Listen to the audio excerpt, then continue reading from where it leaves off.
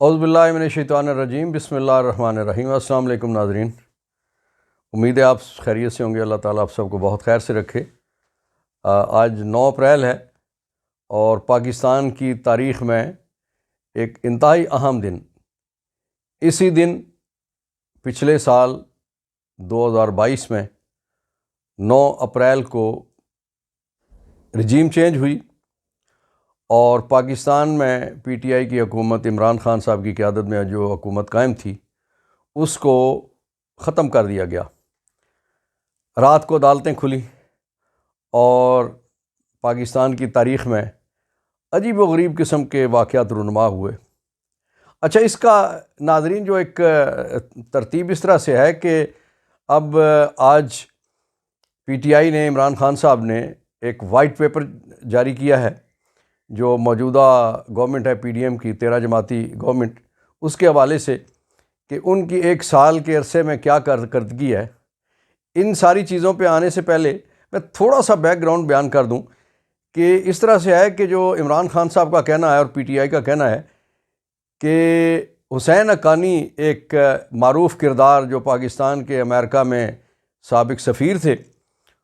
اس سے پہلے بھی بہت ساری متنازع ان کے معاملات ہیں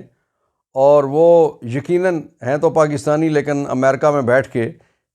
ان کی ہسٹری یہ ہے کہ پاکستان مخالف انہوں نے ہمیشہ کردار ادا کیا۔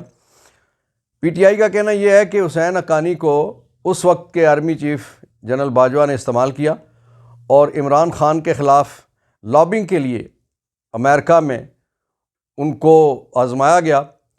اور پھر عمران کے خلاف ایک ماحول بنایا گیا، اور اس ماحول کے بعد ایک سائفر پاکستان کے سفیر کو آیا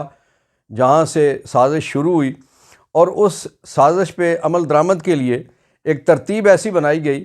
کہ جو بڑی جماعتیں تھیں حزب اختلاف کی، انہوں نے، ایک جماعت نے کراچی سے ایک مہنگائی مارچ شروع کیا، دوسری جماعت نے، مولانا کی جماعت نے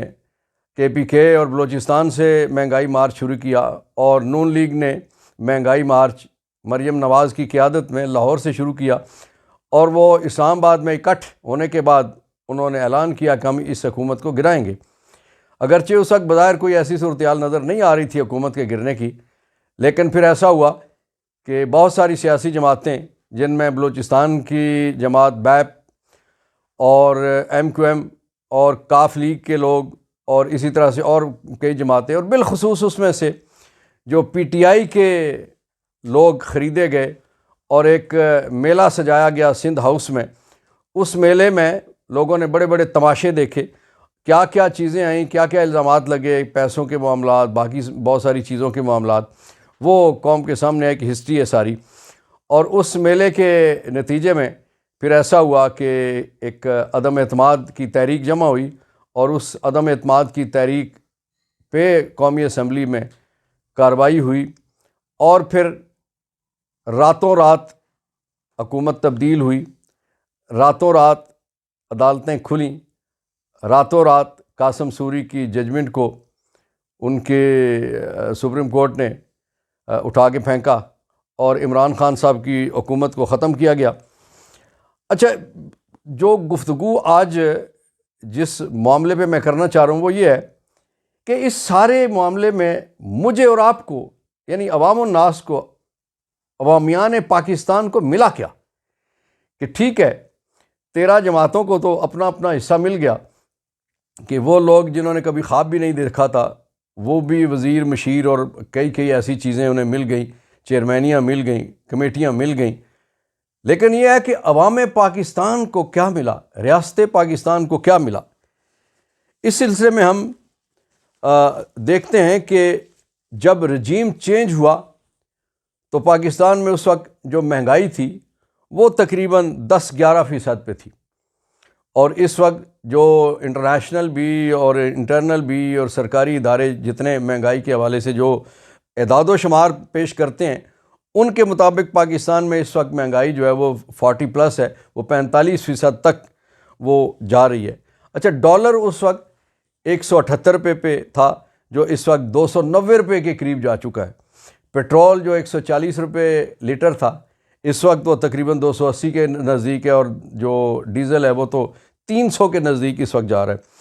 جو بجلی گیس ہے اس کی قیمتوں میں تقریباً 300% اضافہ کر دیا گیا ہے۔ جو ملکی زر مبادلہ کے ذخائر تھے جو اس وقت رجیم چینج سے پہلے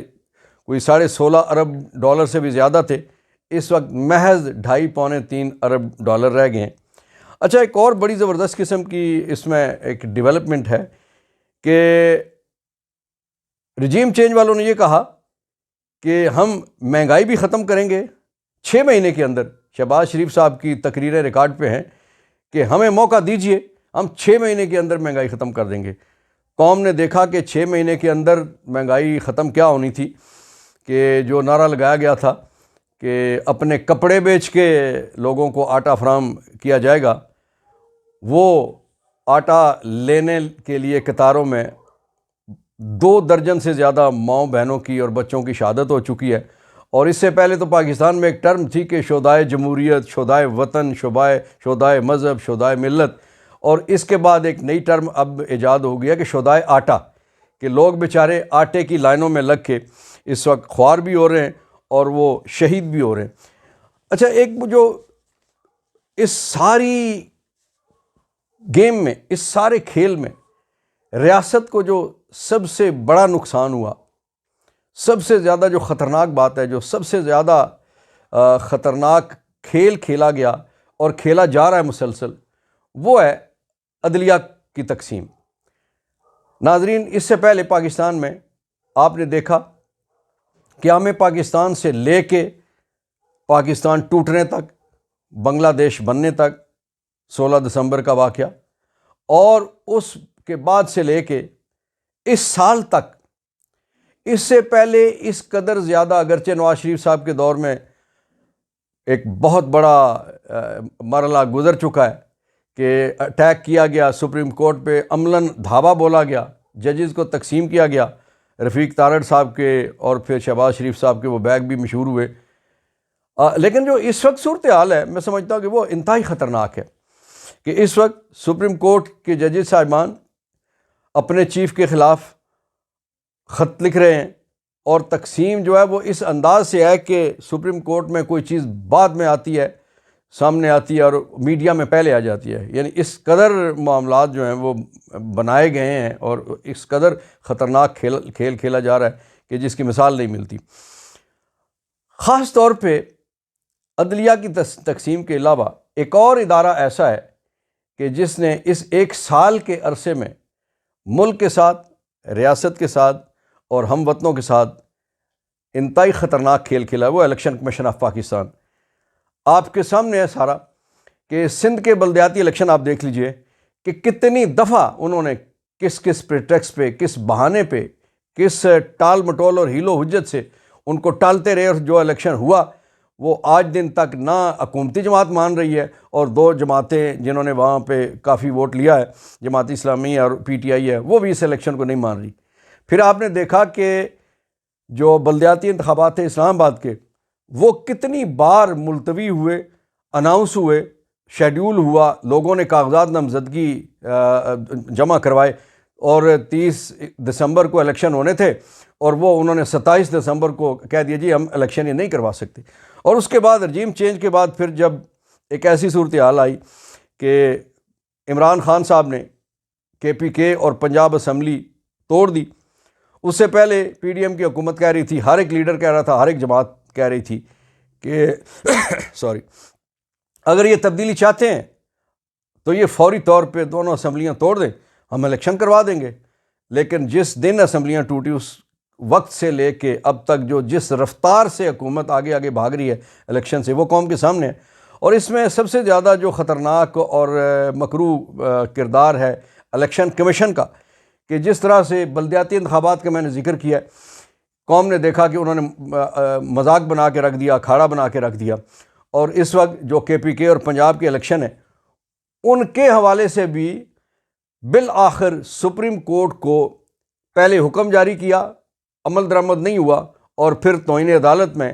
پھر دوبارہ سپریم کورٹ کو بیٹھنا پڑا اور حکم جاری ہوا۔ اور کل 10 تاریخ کو اس حوالے سے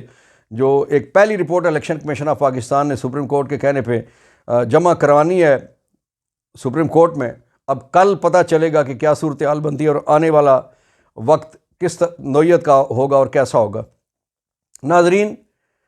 اسی چونکہ رجیم چینج کا ٹاپک بہت بڑا ہے، انشاءاللہ اگلی قسط میں اگلی گفتگو میں اس پہ ہم مزید بات کریں گے۔ آپ سے اتنی گزارش ہے کہ اگر آپ کا کوئی سوال ہو، کوئی سجیشن ہو، کوئی چیز ہو تو ہمیں اپنے پیغامات میں ضرور بتائیے گا۔ اللہ رب العزت آپ کا، میرا، ہم سب کا اور بالخصوص پاکستان کا حامی و ناصر ہو۔ اللہ حافظ۔